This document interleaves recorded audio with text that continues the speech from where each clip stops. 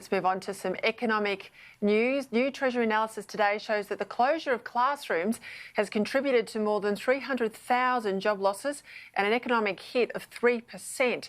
ABS data shows that close to 1 million people have lost their jobs since the start of this pandemic, and the government is preparing measures to get the economy restarted and Australians back to work. It's time now for my economics panel.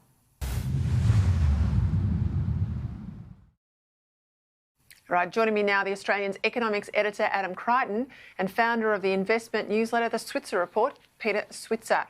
Well, it's all coming down to Friday. That's a real big D-Day for releasing or easing some of these restrictions. Peter Switzer, how important is it that we all get back to work?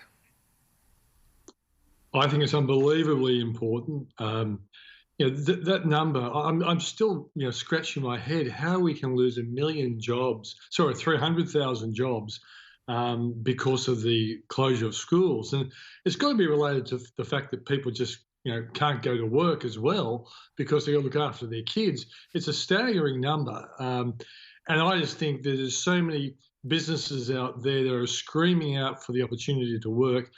And I just think the social distancing and the restrictions that should be placed on us so we can go back to work should be an important part of what the Prime Minister says on Friday.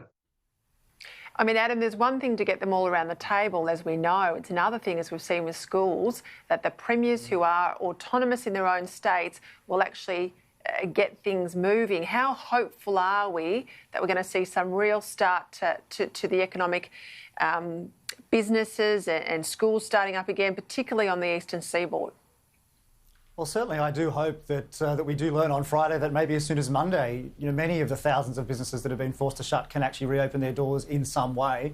Certainly on the schools front, it seems that Victoria is very reluctant to do that. And we have to be honest here, that might be partly due to union influence behind the scenes of the various teachers' federations. I mean, to be completely brutal, obviously the virus is an opportunity, not to work for more weeks. It's an excuse to still get paid and to do less work. So I think I have to be mindful of that. So fingers crossed that Victoria does lift its restrictions on schools in line with the other states. But I completely reiterate with Peter on this. I mean, this is...